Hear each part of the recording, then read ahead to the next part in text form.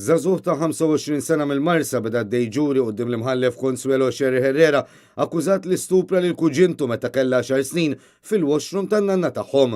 Dan hu l-ewwel ġuri li qed jinstema' quddiem l-imħallef Consuelo Sherry Herrera, ġuri li qed isir mingħajr il-preżenza tal-ġurati. Minħabba akkuża ta' stupru, iżem l-akkużat ma jistax jissemma fuq ordni tal-qorti u dan biex tiġi protetta l-minuri. Iż-żagħżugħ jinstab mixli wkoll li pparteċipa f'attivitajiet sesswali u korrompa lill-istess kuġina tiegħu. L-avukati Franco De Bono u Marion Camilleri li qed jidhru għall-akkużat qed isostnu li l-klijent tagħhom dejjem kien konsistenti fl-istqarrijiet li tal lill-pulizija. Bil-prosekuzzjoni tinsisti li l-vittma kienet ilha tiġi abbużata minn kuġinuha mill-età tenera ta' 7 snin sa 14-il sena.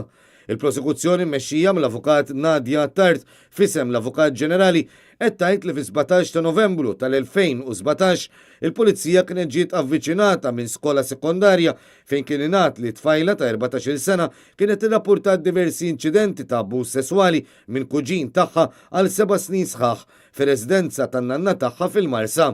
Dawn l-abbużi kienu qed isiru bejn wieħed u ieħor darba fil-ġimgħa. L-akkużat qed jgħid li dak li kien irrappurtat minn kuġintu mhux minnu u wara li għall-ewwel ma rridx avukat biex jiddefendih biddel femtu. L-akkuża ta' stupru ġġor pjena ta' bejn 6 snin u 40 sena ħabs.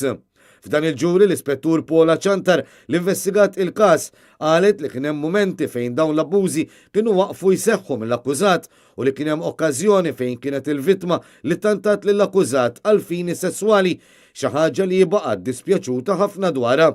Fuq mistoqsija tad-diviża l-ispettur Ċantar qalet li l-vittma wkoll ikkonfermat magħha li ma kienx taf xi jfissru dawn l-affarijiet. Ħareġ ukoll li darba minnhom l-akkużat għamel avvanzi sesswali meta l-vittma kienet fis-sodda ma tewmien li jiġu minnha. L-ispettur Ċantar qal ukoll li l-familja tal-vittma qatt ma semat u osservat l-avvanzi li kienu qed isiru u t-tifla dejjem stħattajt lill ġenituri tagħha dwar dan kollu. It-tifla kienet iżda titkellem ma' żewġ tieħbib tagħha tal-iskola dwar dak li kien qed jiġri.